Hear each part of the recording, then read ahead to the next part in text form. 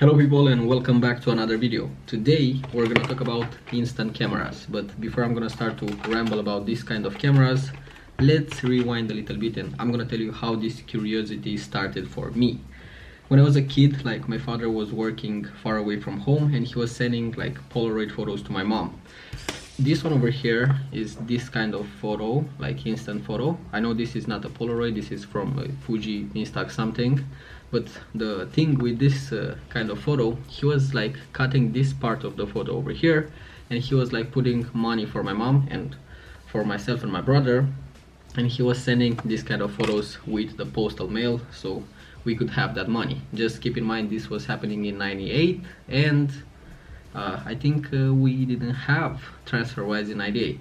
That was a lame joke, but let's get it started. So the first thing that you need to know when you're putting your hands on this kind of camera, you need to like identify what kind of film do you need, because these kind of cameras have different types of film. So the first thing that you need to do, you're gonna like check on the side of your camera over here. You're gonna slide this button over here, or you're gonna push it, whatever you want to call it, and right here you're gonna see the type of film that you're gonna need. So this one needs a 600 film. So this one right here is the film for this kind of camera. This is a 600 color film. Unfortunately it has only 8 instant photos. I remember that the old like company, because I think this one is like a newer company somehow, I think that the older company had like 12 instant photos in that kind of cassette, but that's how they are doing it now. So the only photos that you have are these 8, like I said.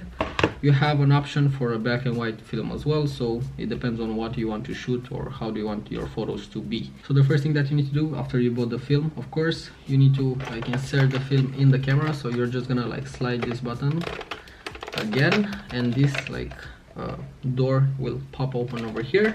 And I have this cassette that is empty, of course. So just for demonstration purposes, you need to like insert the cassette with this I don't know, like sticker underneath. So this one is gonna go here like that, and you're gonna hear this noise, so you know that the camera is working. The next thing that you're gonna do, right here on the side you have like 2 buttons. So you're gonna like push these 2 buttons and then you're gonna open the camera that looks like this. This one is a Polaroid 600 Extreme. This one is like, I don't know, 26 years old. I do have another one. This one is a 636 close-up. If I'm not wrong, this one was like out in 96. I was like 2 years at the time, but they are doing the same thing. Neither of them have like AF or something like that, so you need to be like really careful how you're shooting. So let me put this on the side over here, and I'm gonna keep explaining stuff on this particular model right here.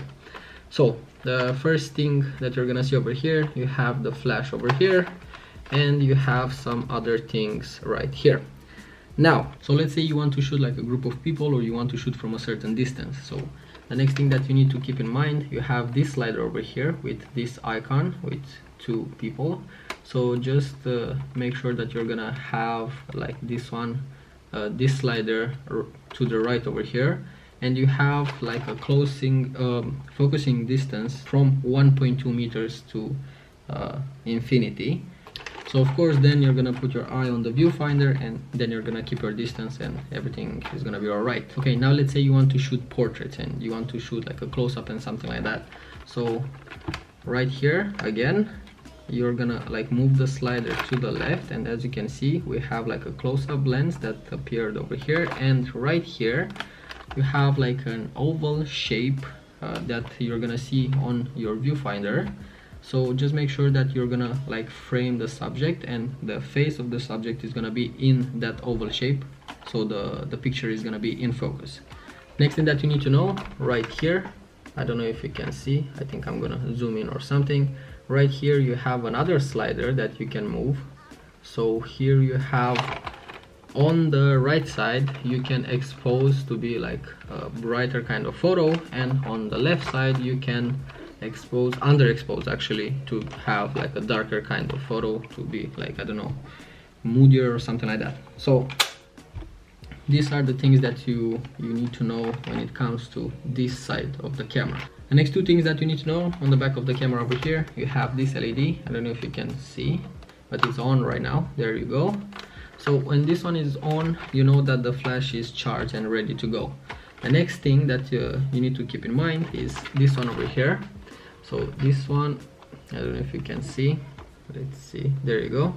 So over here you're gonna look and you're gonna see like how many frames you have on that film. So just take your time, compose your shots and stuff like that, because you have only 8. And now the last two things that you need to know: you have two buttons over here. You have like a small black one over here and this orange one that is right here.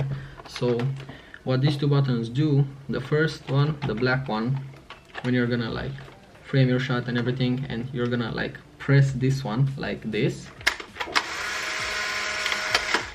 you're gonna do one photo without the flash and the photo will pop out from here, and then you need to put it somewhere for 15 minutes. Now if you don't have this LED like on like that right here, you're just gonna like press gently one time on this like orange button right here, and then you're gonna wait until this LED is gonna be like this, so you know that the flash is charged and ready to go. And then when you're gonna like press this one, let's see how this one is gonna look,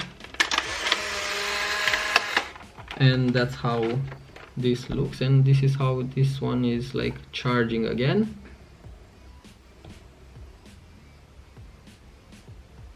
And after this high-pitched noise is like over, you know that the flash is charged again and ready to go. So that's pretty much it. So that's it, people. This is the video. I know that this one is pretty short, but I really wanted to do this video for a while, and now I finally got the time for it. If you want my tips for shooting film with instant cameras, first I would say make sure that you're gonna buy the right film. I know that like if you have a newer model of this camera, if you're gonna buy like 600 or I-type, you can use either of them. But for example, if you're gonna buy I-type of film, this sounds funny, but anyway, if you're gonna buy I-type of film, you can't use it in a 600 type of camera. So at least from what I know, so just keep in mind you need to buy the right type of film. The second thing that you need to know and you need to keep in mind, just make sure that you're gonna use the right type of like focusing if you want to like shoot portraits, or if you want to shoot like groups of people and stuff like that.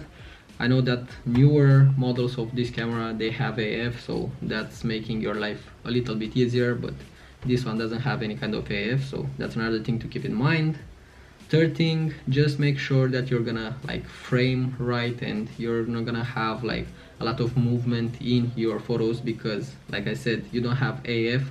So if you're gonna have like a lot of movement, of course your like photo is gonna be like pretty blurry. And last but not least, just make sure that you're gonna take your time, because you have only 8 photos. So take your time, frame the photos right, expose them right, and then press that button, because you can't do like burst like we do on digital or stuff like that. So just make sure that you're gonna take your time. So that's it, people. This is the video. If you liked it, just make sure that you're gonna give it a thumbs up. This is helping me a lot, because I really want to push more content out there, and this is gonna help me to grow this channel. And now, before I'm gonna leave, I'm gonna tell you one little secret.